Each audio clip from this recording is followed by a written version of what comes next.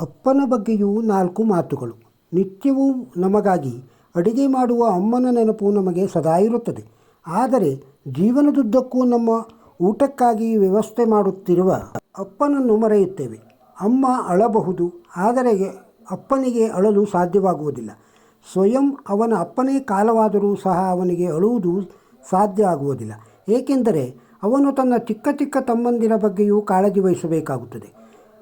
ಅಪ್ಪ ತನ್ನ ತಾಯಿಯನ್ನು ಕಳೆದುಕೊಂಡಾಗಲೂ ಅಳುವುದಿಲ್ಲ, ಏಕೆಂದರೆ ಅವನ ಅವಿವಾಹಿತ ತಂಗಿಯರಿಗೆ ಆಸರೆಯಾಗಬೇಕಾದ ಹೊಣೆಗಾರಿಕೆ ಅವನಿಗಿದೆ. ತನ್ನ ಹೆಂಡತಿಯೇ ಅವನನ್ನು ಬಿಟ್ಟು ಹಿಂದಿರುಗುವ ದಾರಿಗೆ ಹೋದರೂ ಅಪ್ಪ ಅಳುವುದಿಲ್ಲ, ಏಕೆಂದರೆ ಮಕ್ಕಳನ್ನು ಸಂತೈಸಬೇಕಾಗಿರುತ್ತದೆ.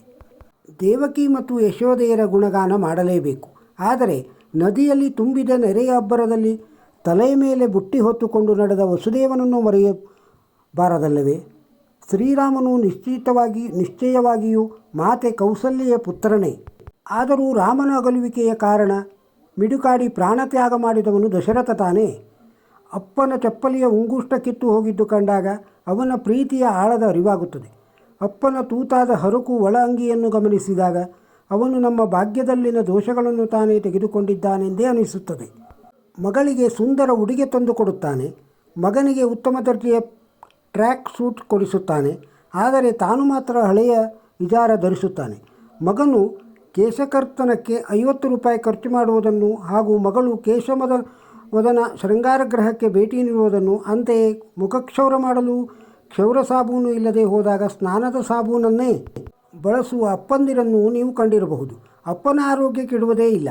ಅಕಸ್ಮಾತ್ತಾಗಿ ಅನಾರೋಗ್ಯ ಆದರೂ ಸಹ ಅವನು ತಕ್ಷಣಕ್ಕೆ ಆಸ್ಪತ್ರೆಗೆ ಹೋಗುವುದೇ ಇಲ್ಲ. ವೈದ್ಯರು ಒಂದರ್ಧ ತಿಂಗಳ ವಿಶ್ರಾಂತಿ ಪಡೆಯಲು ಸಲಹೆ ನೀಡಿದರೆ ಅವನ ಹಣೆಯ ಮೇಲಿನ ನಿರಿಗೆಗಳು ಆಳವಾಗುತ್ತವೆ.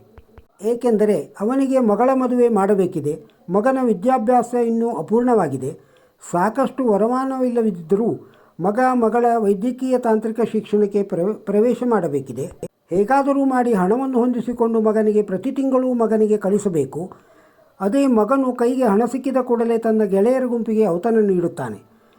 ಯಾವುದೇ ಒಂದು ಪರೀಕ್ಷೆಯ ಪರಿಣಾಮ ಬಂದಾಗ ನಮಗೆಲ್ಲ ಅಮ್ಮ ಪ್ರೀತಿಯ ಪಾತ್ರಳಾಗಿ ತೋರುತ್ತಾಳೆ. ಏಕೆಂದರೆ ಅವಳು ನಮ್ಮನ್ನು ಹೊಗಳುತ್ತಾಳೆ, ಮುದ್ದು ಮಾಡುತ್ತಾಳೆ, ಹಾಗೂ ನಮ್ಮ ಗುಣವನ್ನು ಕೊಂಡಾಡುತ್ತಾಳೆ. ಆದರೆ ಸದ್ದಿಲ್ಲದಂತೆ ಹೋಗಿ ಸಿಹಿ ತಿನಿಸಿನ ಪೊಟ್ಟಣವನ್ನು ತೆಗೆದುಕೊಂಡು ಬರುವ ಅಪ್ಪ ಮಾತ್ರ ಕೆಲವೊಮ್ಮೆ ಹಿನ್ನೆಲೆಯಲ್ಲಿಯೇ ಉಳಿದು ಬಿಡುತ್ತಾನೆ. ಮೊದಲ ಬಾರಿಗೆ ತಾಯಿಯಾದ ಮೇಲೆ ಅಮ್ಮನಿಗೆ ಬಹಳ ಸನ್ಮಾನ ಸತ್ಕಾರ ದೊರಕುತ್ತದೆ. ಕಾಳಜಿಪೂರ್ವಕವಾಗಿ ನೋಡಿಕೊಳ್ಳಲಾಗುತ್ತದೆ. ಇದು ಯೋಗ್ಯ ಹಾಗೂ ಸ್ವಾಭಾವಿಕವೂ ಹೌದು. ಏಕೆಂದರೆ ಅದಕ್ಕಾಗಿ ಅವಳು ಬಹಳಷ್ಟು ಕಷ್ಟಗಳನ್ನು ಸಹಿಸಿರುತ್ತಾಳೆ. ಆದರೆ ಆಸ್ಪತ್ರೆಯ ಹಜಾರದಲ್ಲಿ ಆತಂಕದಿಂದ ಆಚೆ ಈಚೆ ಸುತ್ತಾಡುವ, ಹೊಂದಾಣಿಕೆ ಆಗುವ ಗುಂಪಿನ ರಕ್ತದ ಬಗ್ಗೆ ಚಿಂತಿಸುವ, ಔಷಧಿಗಳ ಸಲುವಾಗಿ ಅತ್ತಿತ್ತ ಓಡಾಡುವ ಅಸಹಾಯಕ ಅಪ್ಪನನ್ನು ಎಲ್ಲರೂ ಉಪೇಕ್ಷೆ ಮಾಡುತ್ತಾರೆ. ಪೆಟ್ಟು ತಗಲಿದಾಗ ಅಥವಾ ಸ್ವಲ್ಪ ಪ್ರಯಾಣದ ಬೆಂಕಿ ಉರಿ ತಗಲಿದರೂ ಓ ಅಮ್ಮ ಎಂಬ ಉದ್ಗಾರ ಬಾಯಿಯಿಂದ ಹೊರಬೀಳುತ್ತದೆ. ಆದರೆ ನಮ್ಮ ಪಕ್ಕದಲ್ಲಿ ಅತಿ ಸನಿಹದಲ್ಲೇ ಒಂದು ಭಾರೀ ವಾಹನ ಸವರಿಕೊಂಡು ಹೋದರೆ ಅರೇ ಬಾಪ್ರೆ, ಅಯ್ಯಯ್ಯಪ್ಪ ಎಂದು ನಮ್ಮ ಬಾಯಿಂದ ಹೊರಡುತ್ತದೆ. ವಿಶ್ವದ ಸಕಲ ಅಪ್ಪಂದಿರಿಗೆ ಸಮರ್ಪಿತ.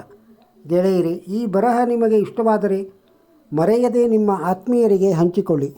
ನಮ್ಮ ಚಾನಲ್ಗೆ ಸಬ್ಸ್ಕ್ರೈಬ್ ಇನ್ನೂ ಆಗದಿದ್ದರೆ ಸಬ್ಸ್ಕ್ರೈಬ್ ಆಗಿ. ನಮಸ್ಕಾರ.